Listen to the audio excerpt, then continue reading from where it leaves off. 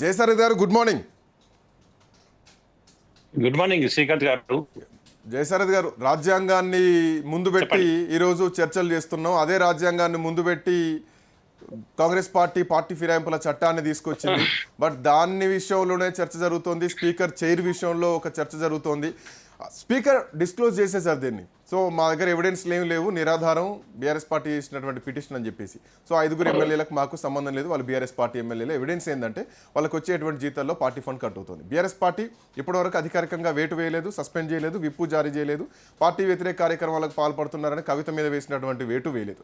Point number 1 అదైతే కనుక ఇక ఈ ఎపిసోడ్ క్లోజ్ అయినట్టేనా? ఈ రోజు కూడా మిగతా ఎమ్మెల్యేల విషయంలో స్పీకర్ నిర్ణయాన్ని మనం ఊహించవచ్చు, చాలా సాధారణంగా ఊహించవచ్చు.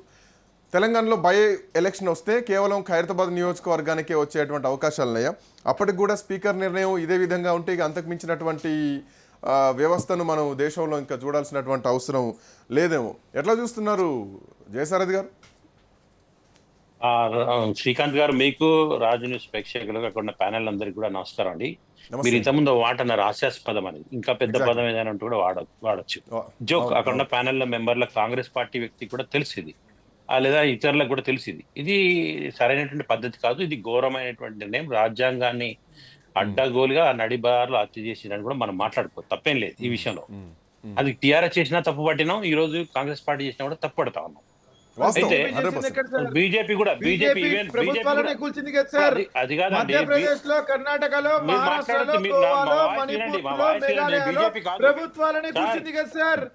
బీజేపీ కాదు. చేయలేదా సార్?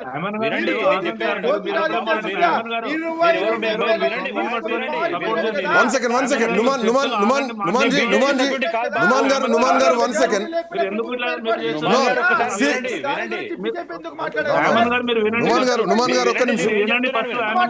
నుమాన్ గారు నేను కాంగ్రెస్ ని వెనకేసుకురావట్లా, బీఆర్ఎస్ ని వెనకేసుకురావట్లా, బీజేపీ వెనకేసుకురావట్లా.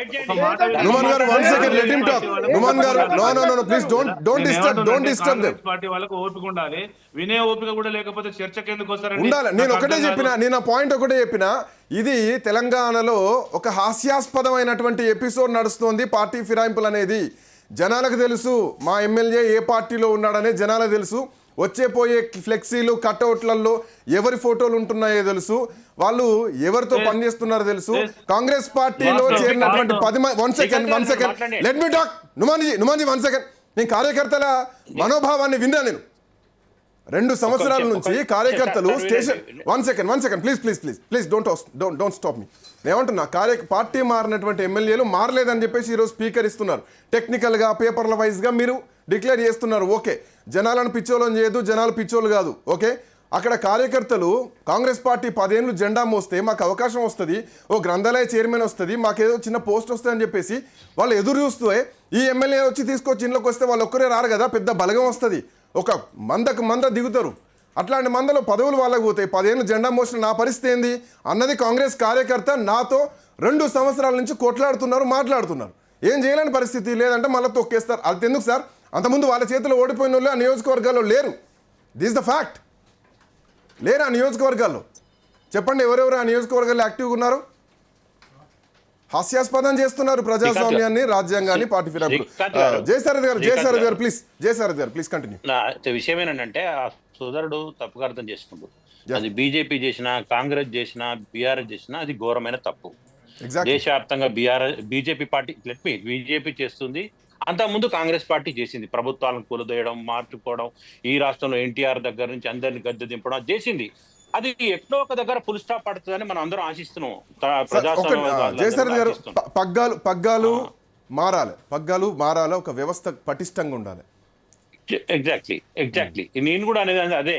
ఇప్పుడు నోమన్ గారు లాంటి వాళ్ళకి అవకాశం రావాలి అంటే బయట నుంచి వచ్చిన వ్యక్తులను తెచ్చుకుంటే వాళ్ళకి ఎట్లా వస్తుంది అవకాశం?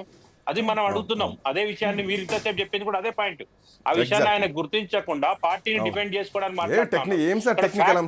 మనం చెప్పేది ఏంటంటే, ఆ పదవి మీకు రాదు, మాకు రాదు, ఫ్యాక్ట్ మాట్లాడుతున్నాం మనం. ఏంటంటే డెమోక్రటిక్ సెటప్ లో ఏది జరగకూడదో జరుగుతుంది.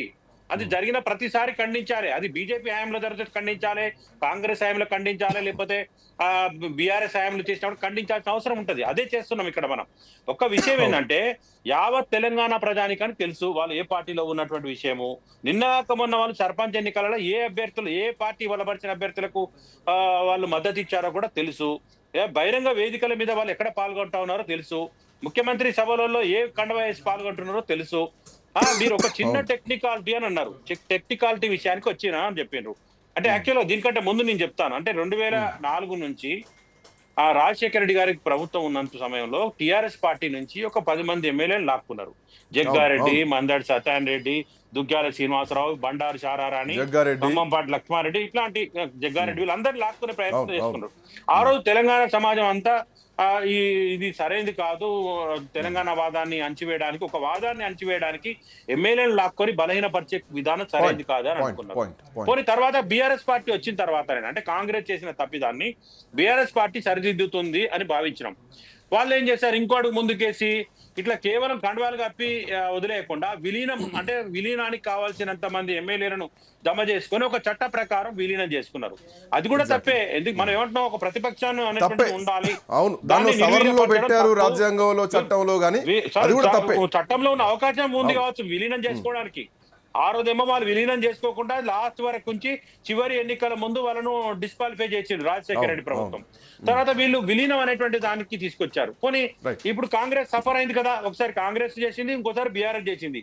ఇద్దరు సఫరర్స్ అయ్యారు. అయినప్పుడు వాళ్ళు మూడోసారి కాంగ్రెస్ పార్టీ వచ్చినాక ఇలాంటి దానికి తెర దించుతుంది, ఇక పులి స్టాప్ పెడుతుంది, కాంగ్రెస్ పార్టీ మార్పు అన్నది ఇలాంటి పని చెయ్యదు అని అనుకున్నాం. కానీ చేసింది. చేసినాక స్పీకర్ గారు న్యాయబద్ధంగా చట్టబద్ధంగా ఎంత అంటే ఒక ఆత్మవంచనతో నిర్ణయం తీసుకున్నారంటాను. అది ఒక హార్డ్ వర్డ్ అనిపించవచ్చు మీకు, కానీ వాస్తవం. ఎందుకు వాళ్ళు ఏమంటున్నారు, పార్టీ ఫండ్ కట్ అవుతుంది అని అంటున్నారు. ఒక బ్యాంకులో పార్టీ ఫండ్ కట్ చేయమనేటువంటి అధికారం ఎవరిస్తారు? ఏ వ్యక్తికి అకౌంట్ ఉంటుందో ఆ వ్యక్తే ఇస్తాడు. ఆ ఎమ్మెల్యే కట్ చేయమని ఇచ్చిన తర్వాత వీళ్ళు వద్దని చెప్తే బ్యాంక్ ఆపుతుందా? చెప్పండి సార్, నా అకౌంట్ కి మీరు ట్రాన్స్ఫర్ చేశారు, నేను వద్దంటే బ్యాంక్ ఆపుతుందా? తప్పదు కదా. ఆ ఎమ్మెల్యేనే కావాలని ఆ టెక్నికాలిటీ కోసం అది ఇచ్చారు. కానీ టెక్నికాలిటీస్ అడ్డం పెట్టుకుని చేయడం సరైనది కాదు. వీళ్ళు సస్పెన్షన్ ఎందుకు చేయట్లేరు అంటే, సస్పెన్షన్ చేస్తే వాళ్ళు బహిరంగంగా ఇంకా ఫ్రీ అయిపోతారు, వర్తించదు అనేటువంటి ఉద్దేశంతో సస్పెండ్ చేయట్లేరు. ఆ మనీ అనేటువంటిది కట్ అయిపోవడానికి కారణం ఏందో ఆ ఎమ్మెల్యేనే కట్ కాకూడదు అనేటువంటి ఆప్షన్ ఇవ్వాలి తప్ప పార్టీ ఇవ్వలేదు. ఒక కడియం చేరి నా అమౌంట్ కట్ చేయకూడదు అని చెప్తేనే ఆగిపోతుంది. అప్పటిదాకా పార్టీ ఫండ్ కట్ అయితేనే ఉంటుంది. ఎందుకంటే ఫస్ట్ పార్టీలో కాన్సెప్ట్ ఇచ్చింది కాబట్టి దాన్ని టెక్నికాలిటీగా చూడకూడదు. ఇక మూడో అంశానికి వస్తే కడియం శ్రీహరి దానం నాగేందర్ అయితే ఎంత దారుణమైనటువంటి నిర్ణయం అయితే, దానం నాగేందర్ ఇంకా ఎక్కువ. ఆయన ఏకంగా అభ్యర్థిగానే పోటీ చేసిండు. బీఫామే ఇచ్చినాక ఇంకా దాని మీద శశభిషలు ఏందండి, దాని మీద ఆర్గ్యుమెంట్స్ ఏందండి, ఇంకా చర్చలు ఏందండి. కళ్ళకు బీఫామే వేరే బీఫామ్ తో డైరెక్ట్ పోటీ చేసిన తర్వాత కనీసం అదన్నా చేసి చేయొచ్చు కదా మీరు. మిగతా అంటే మీకు టెక్నికాలిటీస్ అడ్డం వచ్చినాయి. నాగేందర్ తోటి రాజీనామా చేయించవచ్చు కదా, అవి కూడా దారుణమైనటువంటి తప్పు. దీనికి మళ్ళీ ఆన్సర్ చేయాల్సి వస్తుంది. ఈ రోజు మీరు డిఫెండ్ చేసుకోవచ్చు, కానీ రేపు మాత్రం మీరు ప్రజలకు ఆన్సర్ చేయాల్సి వస్తుంది. థ్యాంక్ యూ జయసారథి గారు, కంబోజ్ వెంకటేశ్వర్లు గారు, నుమాన్ గారు. సో ఏదేమైనా కానీ ఎన్ని టెక్నికల్ అంశాలు ఉన్నా మహా అయితే ఈ 2 ఏళ్ళు ఉంటుందేమో కానీ ప్రజాక్షేత్రంలో ప్రజలు అన్ని గమనిస్తున్నారు. అది మాత్రం అర్థం చేసుకోవాల్సినటువంటి అవసరం ఈ ఎమ్మెల్యేలకు ఉంది, ఈ వ్యవస్థకు ఉంది, ఆ కుర్చీలకు కూడా ఉందని చెప్పాలి. That's all for now. Keep watching Raj news.